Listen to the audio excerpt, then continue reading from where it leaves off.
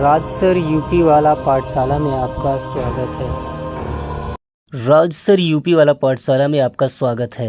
यहाँ आपको कक्षा 10 की एनसीईआरटी गणित की जो एक्सरसाइज 1.2 है उसके समस्त क्वेश्चंस के सॉल्यूशन में आप लोगों को बहुत ही अच्छे से डील कराने के लिए जा रहा हूँ। आशा करते हैं आप लोग बहुत ही अच्छे से हमारे साथ इस लेक्चर में जुड़े रहेंगे। तो चलिए बिना किसी देरी से लेक्चर को स्टार्ट करते हैं। देखिए यहाँ पर तुम्हारा पहला क्वेश्चन जो है वो कह रहा है express each number as a product of its prime factors. देखिए यहाँ पर ये चीज़ जो है ना कह रहा है कि निम्नलिखित दी गई संख्याओं को आपको इनके अभाज्य गुणनखंडों के गुणनफल के रूप में तुम्हें बदलना है। ठीक है, पहली संख्या हमारी 140 है, इसी प्रकार से 156, 3825 और 5005 तथा 7429 इस प्रकार की आपकी 5 नंबर्स दिए गए हैं। इनमें से प्रत्येक को हम बारी बारी से इनके अभाज्य गुणनखंडों के गुणनफल के रूप में आपको बदल कर दिखाएंगे। चलिए सॉल्व करते हैं पहले नंबर को। देखिए यहाँ पर पहली संख्या है आपकी 140। ठीक है, अब इसके अभाज्य गुणनखंड हम कैसे निकालेंगे? सबसे पहले हम लोग क्या करेंगे, 140 को इस प्रकार से ऐसे लिखेंगे। ठीक है, उसके बाद में हम अभाज्य नंबर्स को सर्च करते हैं। सर्च करने की कोई ज़रूरत नहीं, सभी लोग जानते हैं कि अभाज्य संख्या क्या होती है, जैसे 2, 3, 5, 7, 11, 13 इस प्रकार से। ठीक है, तो सबसे छोटी जो अभाज्य संख्या 2 है उसी से हम 140 को डिवाइड करने का प्रयास करेंगे। ठीक है, तो देखो यार तुम्हारा 70 बार में पूरा पूरा कट गया, इसी प्रकार से ये 35 बार में पूरा पूरा कट गया, इसी प्रकार से अब ये तुम्हारा 7 बार में पूरा पूरा कटेगा। यहाँ आपके ये सभी देखो शेषफल में जैसे ही अभाज्य हमें दिखता है तो हम वहीं से अपनी प्रोसेस को रोक देते हैं, मतलब विभाजित करना बंद कर देते हैं। अब ये जितने भी आपके नंबर्स आपको देखने को मिल रहे हैं ये सभी क्या है, अभाज्य, ये सभी अभाज्य नंबर्स हैं। अब इनका गुणनफल अगर हम करके यहाँ पर रख देंगे तो हमारा एग्जैक्ट आंसर बन जाएगा, जैसे 2 × 2 × 5 × 7 इस प्रकार से मैंने किया। तो इस चीज़ का फॉर्म हम इस प्रकार से भी बना सकते हैं कि 2 की पावर 2, क्योंकि 2 तुम्हारा 2 से 2 टाइम मल्टीप्लाई कर रहा है। ठीक है, तो 2 की पावर 2 हो गया × 5 × 7 ये हो गया 100। ये जो है ना 140 का अभाज्य गुणनखंड का ये अभाज्य गुणनखंडों का गुणनफल रूप हो चुका है। ठीक है, इसी प्रकार से हम अगला जो क्वेश्चन नंबर तुम्हारा 2 है, मतलब दूसरी जो संख्या है 156, उसके लिए यही काम करेंगे। ठीक है, तो 156 को हम ट्राई करेंगे इसी प्रकार से, तो 156 आपका इस प्रकार से। ठीक है, तो यहाँ हम सबसे पहले 2 से ट्राई करेंगे, तुम्हारा 2 7 14, 2 8 16 इस प्रकार से ये चीज़ बन के तैयार हो जाएगा। ठीक है, अब हम 2 से इसे डिवाइड करेंगे तो तुम्हारा 2 3 6, 2 9 18 इस प्रकार से। ठीक है, इतना हो जाने के बाद में अब हम अगली जो अभाज्य संख्या 3 है, 3 से इसे काटेंगे क्योंकि 2 से ये कटने वाला नहीं है, तो 3 से 3 एकम 3, 3 तिरका 9 इस प्रकार से हमारा देखो ये और ये सभी के अभाज्य दिखने लगे, तो इन सभी का गुणनफल हम यहाँ पर रख देंगे। ठीक है, जैसे 2 × 2 × 3 × लास्ट वाला तुम्हारा 13। ठीक है, अब यहाँ देखो 2 बार दिया गया तो हमें उससे क्या लिखेंगे, 2 की पावर 2 × 3 × 13 ये चीज़ आपका बन गया 156 का जो चीज़ आपका पूछ रहा है। ठीक है, मतलब अभाज्य गुणनखंडों का गुणनफल रूप बन के तैयार हो गया। अगली संख्या तुम्हारी थर्ड नंबर को हम इसी प्रकार से लेते हैं।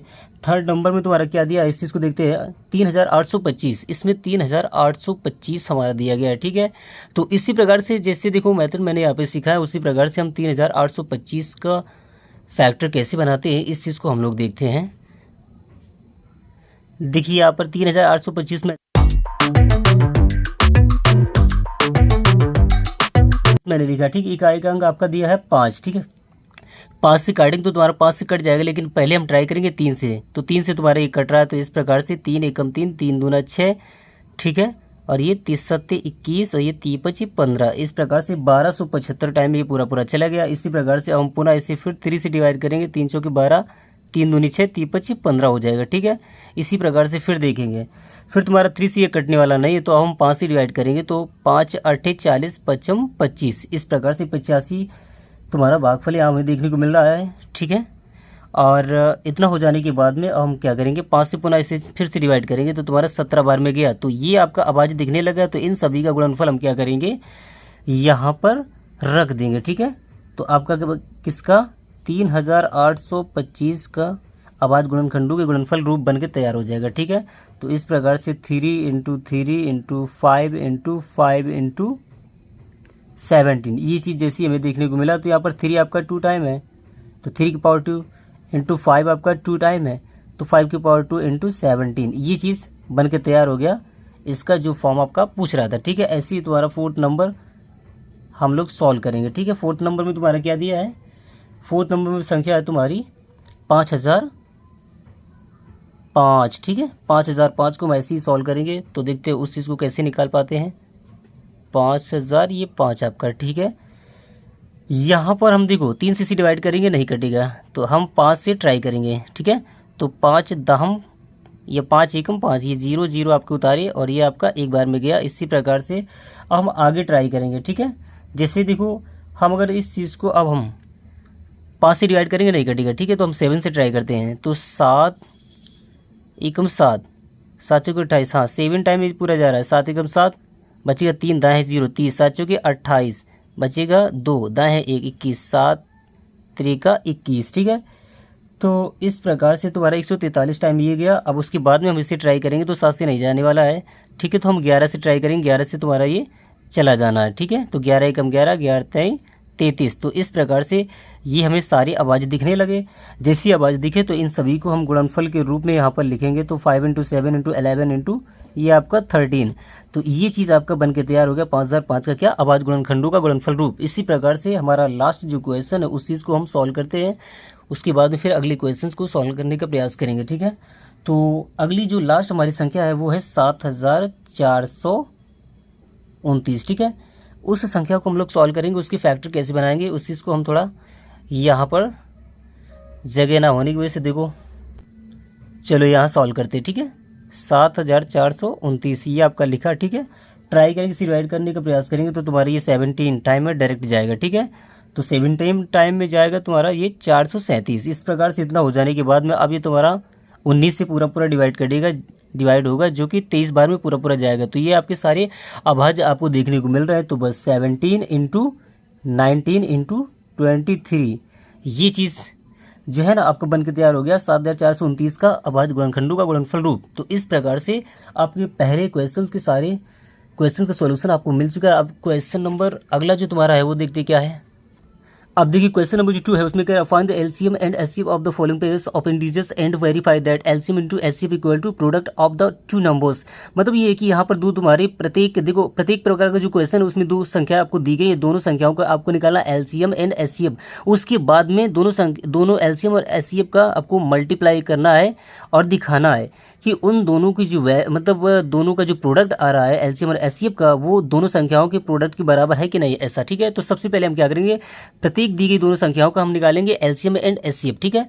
तो सबसे पहले 26 और 91 के लिए ट्राई करते हैं। तो सॉल्यूशन डालते हैं 2 का फर्स्ट, ये देखिए सॉल्यूशन 2 का फर्स्ट पड़ चुका है। उसके बाद में 26 और 91 के एलसीएम एंड एचसीएफ निकालने के लिए सबसे पहले क्या करेंगे, इन दोनों नंबर्स को हम इनके अभाज्य गुणनखंडों के गुणनफल के रूप में बदलेंगे, ठीक है।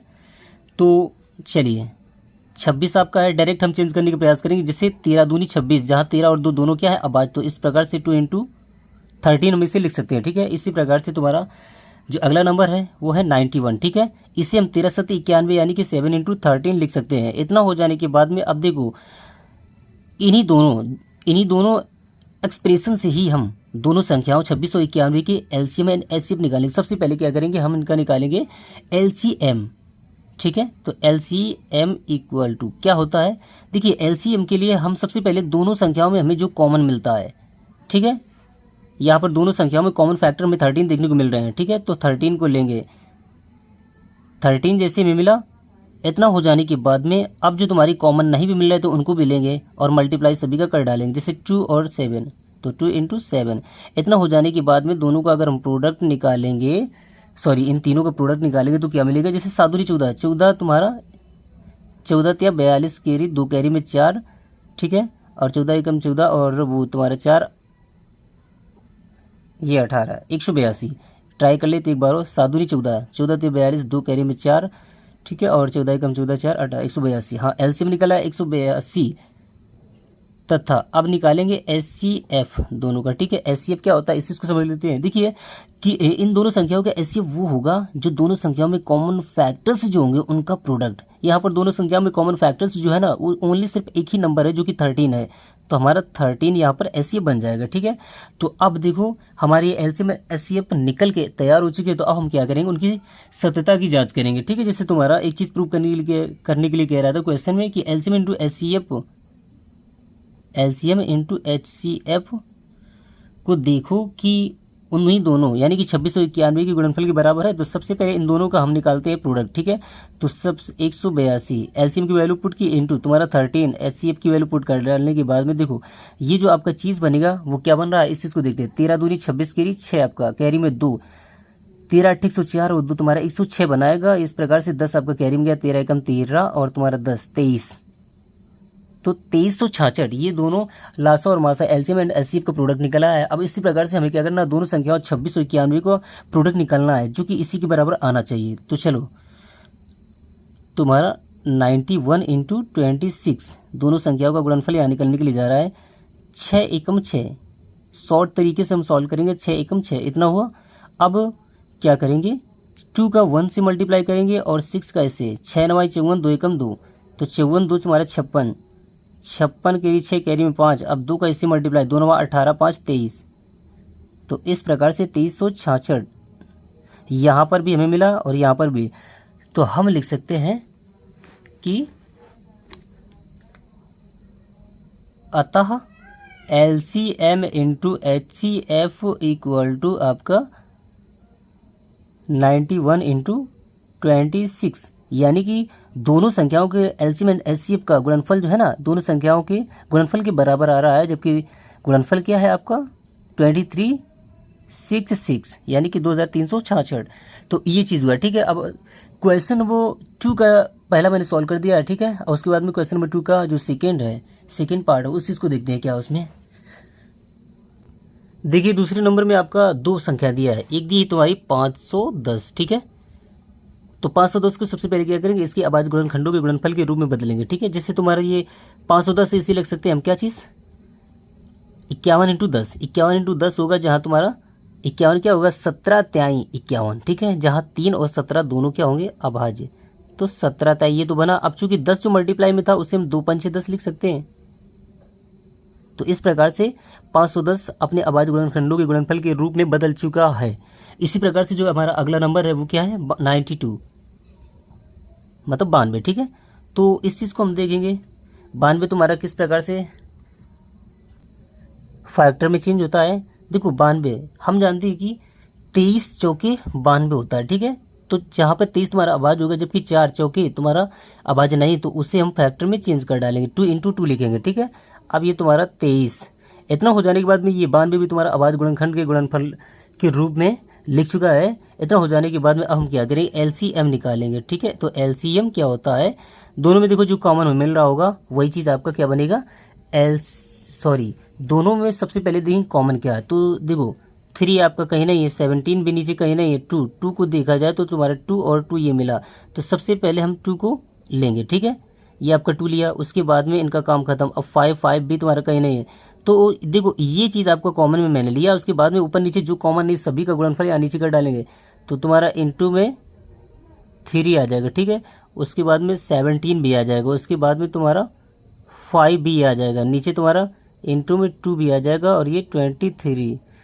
ये तो बहुत बड़ी संख्या बना देगा। ठीक है, तो इस प्रकार से देखो इसे सॉल्व करते तो क्या आता है, तो देखिए गुणा करने पर इसका जो गुणनफल आया 23,460। तो एलसीएम में 510 और 92 का क्या मिला 23,460। इसी प्रकार से हम क्या करेंगे इन दोनों संख्या को जो एचसीएफ होगा उस चीज़ को जानने का प्रयास करेंगे। तो एचसीएफ इक्वल टू आपका क्या बनेगा, जो दोनों ऊपर नीचे कॉमन फैक्टर में मिले, ऊपर नीचे कॉमन फैक्टर की अगर बात किया जाए तो सिर्फ 2 के अलावा कुछ हमें मिल ही नहीं रहा, तो वो सिर्फ एचसीएफ बनेगा आपका 2। ठीक है, तो एलसीएम एंड एचसीएफ आपके दोनों देखने को मिल चुके हैं। अब हम यहाँ पर क्या करते हैं जाँच शुरू कर देते हैं, मतलब क्या करेंगे एलसीएम एंड एचसीएफ दोनों का गुणनफल पहले निकालेंगे। ठीक है, तो वो जो गुणनफल हमारा निकलने वाला है तो LCM into HCF equal to जो हमारा गुणनफल निकलेगा वो क्या होगा, ऐसा जानने के प्रयास के लिए हमें सबसे पहले एलसीएम की वैल्यू रखनी पड़ेगी 23,460 इंटू अब आपका एचसीएफ क्या है वो है 2। ठीक है, तो 2 देखना 2 0 0। ठीक है, 2 0 0 2 6 12 1 2 चौके 8 1 बनो 2 3 6 और ये 2 दूनी 4 46,920 ये आपका प्रोडक्ट बना। तो अब हम क्या करेंगे, दोनों संख्याओं का प्रोडक्ट निकालेंगे, जहाँ दोनों संख्या क्या है 510 और 92। तो अब 510 और ये आपका 92, ठीक है। इन दोनों का गुणनफल हम लोग निकालने का प्रयास करेंगे। तो देखो इन दोनों का जो गुणनफल आएगा उसमें इकाई का अंक आपका 0 होगा, ये हम पहले से ही रख देते हैं। अब 51 × 92 निकालते हैं, 2 एकम आपका ये 2 बना, ठीक है। अब उसके बाद में 2 एकम 2 जैसे हुआ तो हम 9 का 1 करेंगे और 2 का 5, 2 पंचे 10, 9 एकम 9, 19, 19 का 9, कैरी बनेगा 1, 9 बना 45, 1 तुम्हारा 46। तो इस प्रकार से मैंने देखा कि दोनों संख्याओं को जो गुणनफल भी आया वो भी इनके बराबर आ चुका है। तो यहाँ से हमारी ये चीज़ क्लियर हो गया कि LCM × HCF इक्वल टू आपका 510 × 92, जो कि क्या 46,920।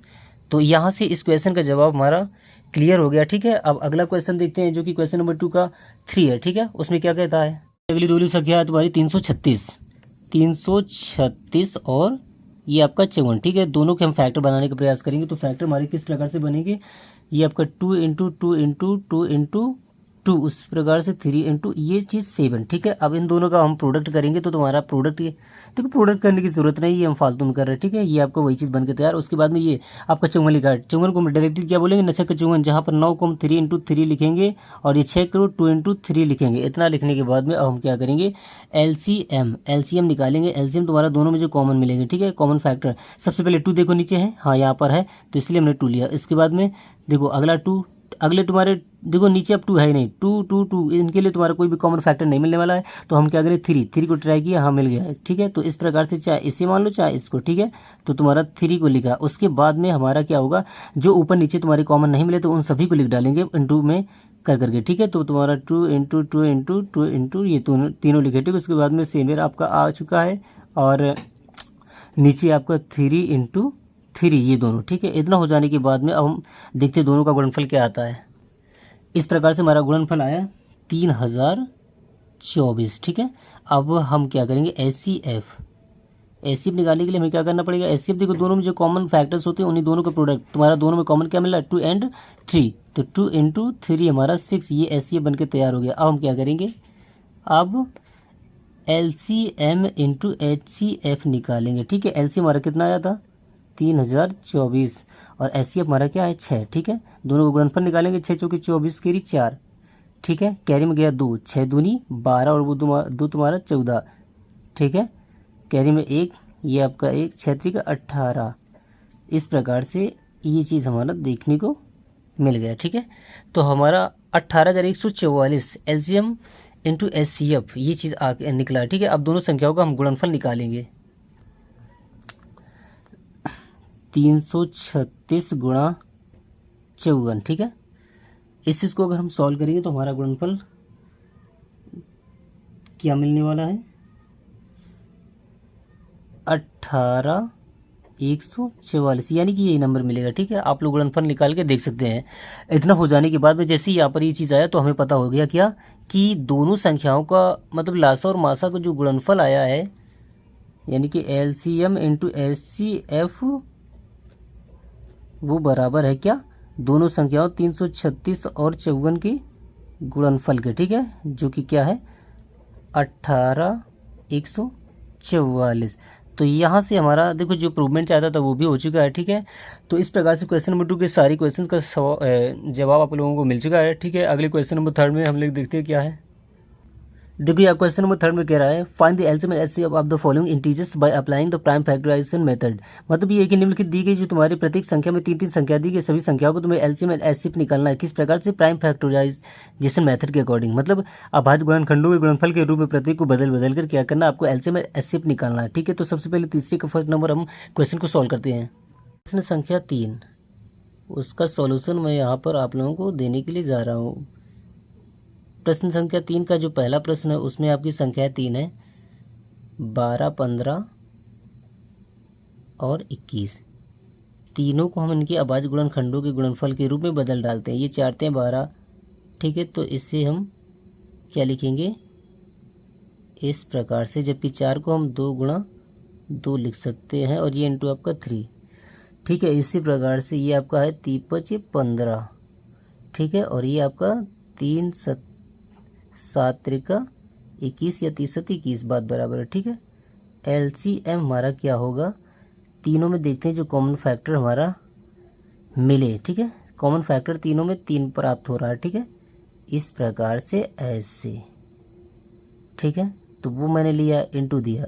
अब हमारा 2 जो है ना, और कोई कॉमन फैक्टर नहीं मिल रहे तो सभी को हम क्या करेंगे, ले लेंगे, ठीक है। जैसे 2 इंटू 2 ये भी ले लिया, 5 ये भी मैंने ले लिया, इंटू में 7 ये भी। अब सभी का गुणनफल निकालेंगे। 7 पना 35 दूना 70, ठीक है। 70 ये हुआ और 3 दूना 6 ये, ठीक है। 70 छक्का आपका 420 बनकर तैयार हो जाएगा, ठीक है। 420 जैसी बना तो ये हमारा तीनों संख्याओं का आ गया LCM। अब HCF के लिए हम काम करेंगे। HCF में क्या होता है, तीनों संख्याओं का जो कॉमन फैक्टर्स होते हैं ना उनके गुणनफल निकलते हैं, लेकिन यहाँ पर तीनों संख्याओं में कॉमन फैक्टर हमें सिर्फ 3 मिल रहा है, तो HCF हमारा ये बना। तो इस प्रकार से 12, 15 और 21 इन तीनों संख्याओं का लासा हमारा जो बना 420, और मासा जो कि HCF आपका वो निकला है क्या, 3।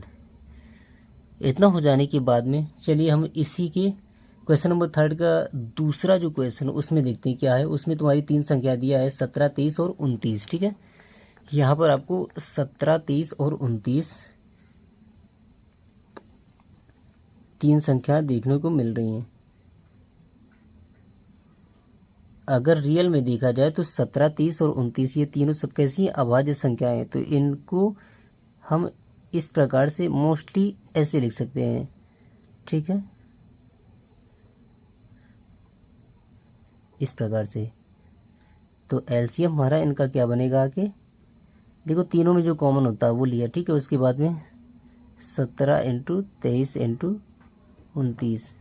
वैसे देखा जाए तो ये 1 हमारा अभाज्य फैक्टर नहीं होता है, तो हम 1 मैंने यहाँ पर इसलिए दिखाया ताकि आप लोगों को HCF हम ठीक से समझा सकें, क्योंकि LCM में तो ठीक है, ये आपका कॉमन एक चीज़ बता देते, एक यहाँ पर तुम्हारा कोई भी अभाज्य नंबर नहीं है, लेकिन मैंने इसे लिया है ऐसे दिखाने के लिए क्योंकि मुझे HCF आपको ठीक से समझाना है। तो इस प्रकार से देखो ये हुआ। अब इन तीनों नंबर्स का जो प्रोडक्ट, चारों नंबर्स का जो प्रोडक्ट निकलेगा 1 से कोई इफेक्ट नहीं पड़ने वाला है। इन तीनों नंबर का जो गुणनफल आएगा 11,339 ये गुणनफल बना, ठीक है। तो यही हमारा LCM हो गया तीनों संख्याओं का, ठीक है। अब HCF के लिए देखना, HCF जो हमारा है वो तीनों संख्याओं में जो तुम्हारा कॉमन फैक्टर होगा, कॉमन फैक्टर अगर देखा जाए तो 1 है, ठीक है। तो इसलिए तुम्हारा ये कॉमन फैक्टर 1 दिखाने की वजह से मैंने ऐसा किया था, ठीक है। HCF आपका 1 यहाँ पर देखने को मिलेगा, जबकि हम बार बार कह रहे हैं कि ये 1 आपका कोई अभाज्य नंबर नहीं है, ठीक है। चलिए इतना हो जाने के बाद में 17, 30, 29 के आपने LCM एंड HCF यहाँ पर देख लिए, ठीक है। अगला देखते हैं, इसमें 3rd नंबर जो संख्या उसमें क्या दिया है, मतलब 3rd नंबर क्वेश्चन में आपकी कौन कौन सी संख्या दी हैं। इसमें आपकी 3 संख्या हैं 8, 9 और ये 25, ठीक है। सभी को इनके अभाज्य गुणनखंडों के गुणनफल के रूप में बदलेंगे। इसे हम लिख सकते हैं 2 गुना 2 गुना 2, इसे लिख सकते हैं 3 गुना 3 गुना, सॉरी हाँ बस इतना ही, ठीक है। अब इसे 5 इंटू 5 हम लोग लिख सकते हैं। तो इस प्रकार से हमें LCM क्या देखने को मिलेगा इनका, जो तीनों में देखो कॉमन अगर देखा जाए तो यहाँ पर तीनों में कुछ कॉमन नहीं है, ठीक है। तो जब हमारा कोई भी कॉमन नहीं है तो हम लोग किस प्रकार का काम करेंगे, इन सभी फैक्टर्स को हम इसी प्रकार से लिखेंगे, हमारा LCM बन के तैयार हो जाएगा 2 इंटू 2 इंटू 2, ठीक है। अब ये 3 इंटू 3 इंटू 3, सॉरी 3 इंटू 3, ठीक है।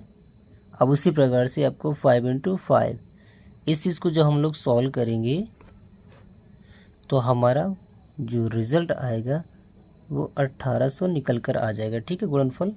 अब हम HCF अगर देखेंगे तो चूँकि तीनों में कोई भी चीज़ आपको कॉमन नहीं दिख रहा है, जब सभी संख्याओं में कोई भी कॉमन फैक्टर नहीं दिखते हैं तो हमारा सभी संख्याओं का HCF जो बनता है हमेशा 1 रहता है, ठीक है।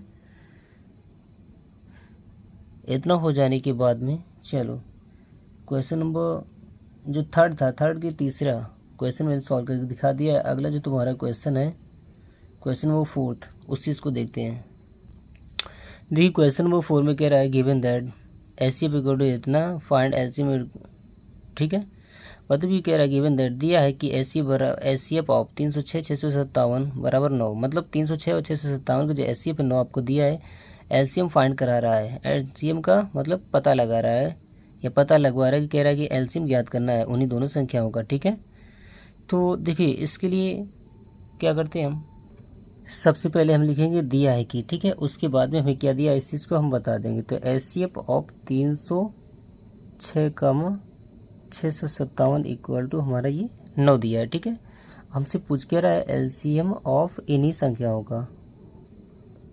ठीक है, क्वेश्चन मार्क देते हैं। अब हम क्या करेंगे, देखिए एचसीएफ हमारा दिया है, एलसीएम पूछ रहा है और दोनों संख्या भी दी, तो हमें पता है कि इन्हीं दो संख्याओं का गुणनफल बराबर होता है उन दोनों संख्याओं के एलसीएम एंड एचसीएफ के गुणनफल के। ठीक है, तो अब हम वही चीज़ को यूज़ करेंगे, 306 गुणा ये आपका 657 इक्वल टू हो जाएगा एचसीएफ इंटू एलसीएम। ठीक है, एचसीएफ आपका है 9, एलसीएम आपका एलसीएम ही बना रहने देते हैं।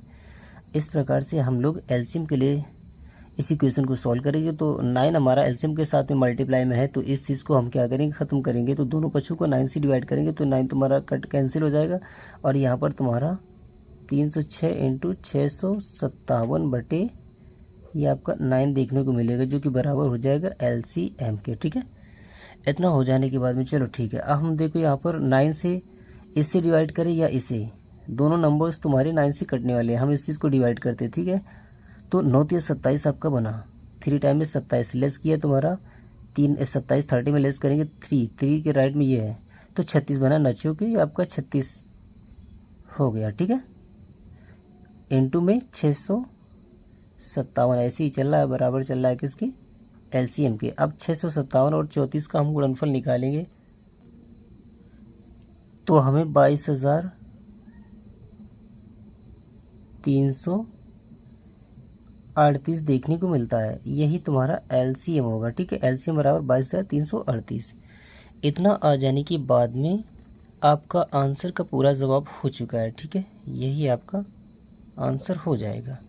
चलिए आगे देखते हैं क्वेश्चन नंबर 5 में क्या पूछ रहा है। देखिए यहाँ पर तुम्हारा क्वेश्चन नंबर 5 में कह रहा है check whether 6 to the n can end with the digit 0 for any natural number n। यहाँ पूछ रहा है कि क्या 6 की पावर n जो आपका व्यंजक है ये तुम्हारा किसी भी प्राकृतिक संख्या n के लिए 0 पर समाप्त होगा। मतलब 6 की पावर n में अगर हम कोई भी n की जगह पर प्राकृतिक संख्या ले तो इसकी जो वैल्यू आएगी तो क्या उसका इकाई का अंक 0 आएगा, ऐसा पूछ रहा है। ठीक है, तो इस चीज़ को हम लोग n को प्राकृतिक संख्या मान के सॉल्व करने का प्रयास करेंगे। तो देखते हैं आगे क्या है।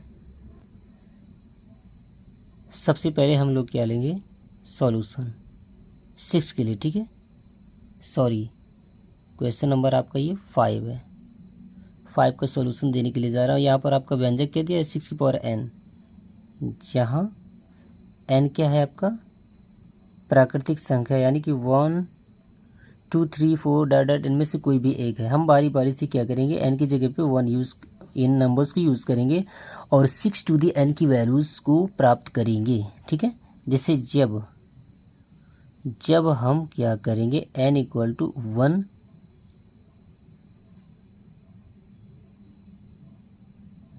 लेंगे तब देखना इसकी पोजीशन क्या होता है। 6 की पावर 1 की वैल्यू 6, समाप्ति इनका इसका अंतिम अंक क्या है 6। ठीक है, इसी प्रकार से जब n इक्वल टू हम 2 लेंगे तो 6 की पावर 2 की वैल्यू क्या आ जाएगी 36, यानी कि इसकी समाप्ति 6 पर। ठीक है, इसी प्रकार से n इक्वल टू 3 पर तो 6 की पावर 3 की वैल्यू ये चीज़ 216 निकला। इकाई का अंक हमें देखने को मिल रहा है सभी में 6 6 6। इसी प्रकार से मैं गारंटी देता हूँ आप n की वैल्यू आगे 4 रखो 5 रखो कुछ भी रखो, 6 पर n का जो मान आएगा वो उसका जो अंतिम अंक बनेगा 6 बनेगा। तो यहाँ से क्लियर होता है कि 6 की पावर n की समाप्ति किसी भी प्राकृतिक संख्या के लिए 0 पर तो हो ही नहीं सकती। बस यही आपका हमें बताना है। अतः 6 की पावर n की समाप्ति या इसका, सॉरी अभी दिख नहीं रहा था, चलो इसका अंतिम अंक 0, अंतिम अंक 0 नहीं हो सकता। यहाँ से हमें ये पता, और ये हमारा आंसर हो गया। ठीक है, इस प्रकार से आपको ये क्वेश्चन का जवाब हो चुका है। अगला क्वेश्चन देखते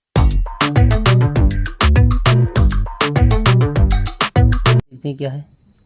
अगला क्वेश्चन हमारा है क्वेश्चन नंबर 6। इसमें कह रहा है एक्सप्लेन वाई से इतना इतना एंड इतना इतना आर कंपोजिट नंबर्स। मतलब इन दो नंबर्स को पूछ रहा है कि परिभाषित कीजिए या बताइए या वर्णन कीजिए कि ये दोनों संख्या तुम्हारी भाज्य संख्या हैं। ठीक है, भाज्य संख्या पूछ रहा है। अब इस चीज़ को हम लोग दोनों संख्याओं को भाज्य है या नहीं है ऐसा देखो बताने का प्रयास करेंगे। तो चलिए देखते क्या है। सबसे पहले सॉल्यूशन 6 डाला। ठीक है, उसके बाद भी क्या करेंगे, पहले नंबर को हम लेंगे जो कि क्या है 7 × 11 × 13, फिर प्लस आपका ये 13। ठीक है, पहले इसी नंबर को हम लोग देखना चाहेंगे कि तुम्हारा भाज्य है कि नहीं। ठीक है, देखिए इस नंबर को हम इस प्रकार से भी लिख सकते हैं। कैसे, 7 × 11 × 13 प्लस 1 × 13। अब ये इसमें और इसमें देखा जाए तो तुम्हारा 13 सेम कोफिशिएंट दिख रहा है, तो ये आपका कॉमन कोफिशिएंट बन जाएगा। तो इस प्रकार से हमारा क्वेश्चन में जाएगा 7 × 11 × ये आपका निकला। तो यहाँ से आप चलो 13 यहाँ पर तुम्हारा 1 बचेगा प्लस ये आपका 1, इस प्रकार से। ठीक है, और ये कॉमन में आपका 13 आ गया। तो इस प्रकार से ये जो नंबर है ये फैक्टर के रूप में मैं ऐसा दिखा, तो जो कि जिसका जो कॉमन फैक्टर में मिला है एक 13 है। ठीक है, उसके बाद में हम इस संख्या को ज़्यादा मतलब इसे सॉल्व करने का प्रयास नहीं करेंगे कि इसे पहले हम गुणनफल इसका निकालें फिर ऐड करें 1, उसके बाद में देखें कि किससे क्या है।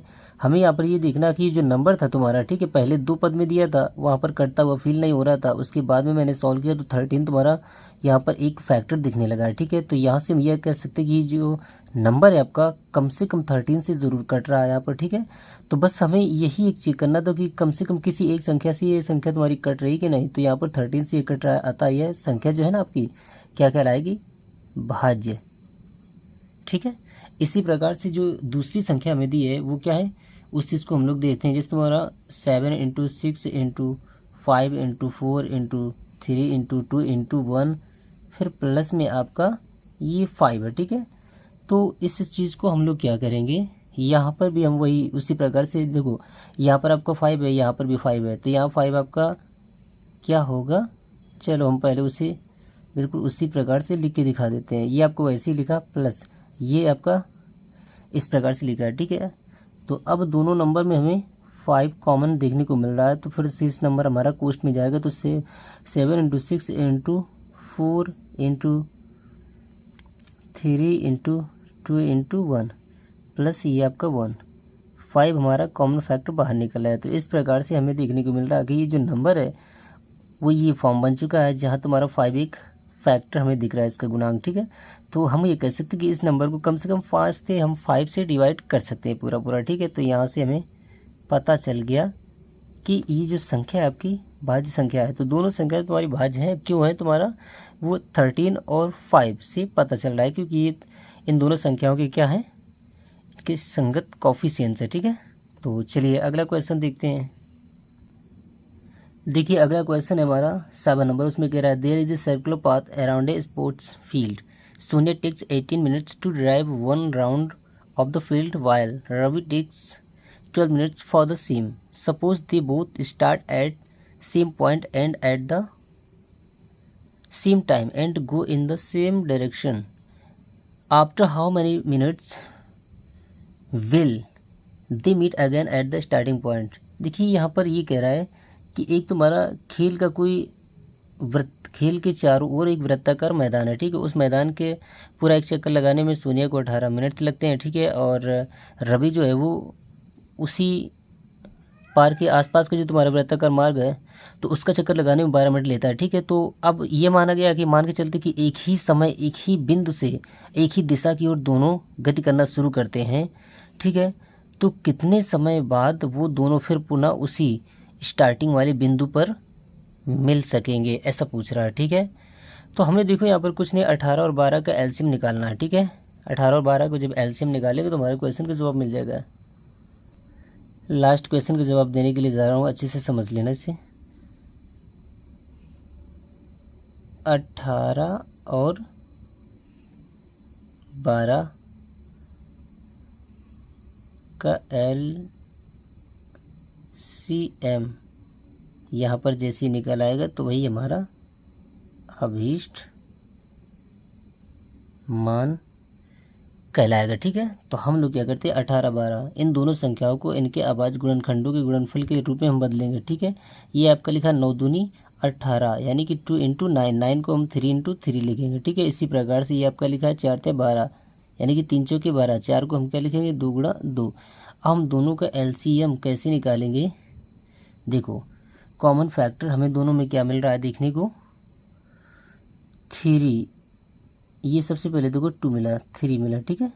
तो 2 × 3 इतना तो हम कर देंगे। उसके बाद में जो कॉमन फैक्टर नहीं मिलते उनको भी लेते हैं, ठीक है। जिससे तुम्हारा 3 हो गया और ये नीचे का 2 हो गया। अब इन सभी का मल्टीप्लाई करेंगे, 2 × 6, 6 का 18 दूनी 36। तो ये हमारा एलसीएम क्या है 36। यहाँ एलसीएम जो हमारा 36 आया है। तो शुरुआत की जो हमारी संख्याएं थी 18 और 12 थी, तो उनके बाद में जो हमारा मात्रक मिनट चल रहा था, तो इस प्रकार से अभीष्ट जो हमारा मान होगा वो हमारा हो जाएगा क्या 36 मिनट। आता वे दोनों पुनः प्रारंभिक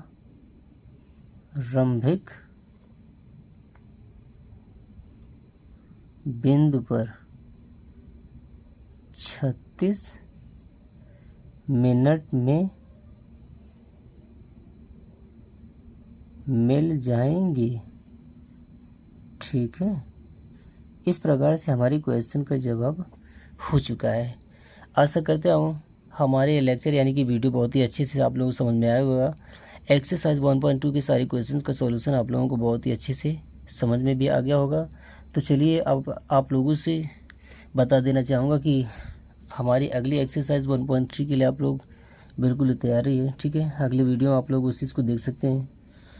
तो चलिए मिलते हैं अगले वीडियो में। हमारा वीडियो पसंद आए तो प्लीज़ हमारे चैनल को सब्सक्राइब करना, साथ ही अपने दोस्तों में सहपाठियों में हमारे इस वीडियो को शेयर भी कर देना। तो चलिए मिलते हैं अगले वीडियो में, तब तक के लिए आप लोग एंजॉय कीजिए।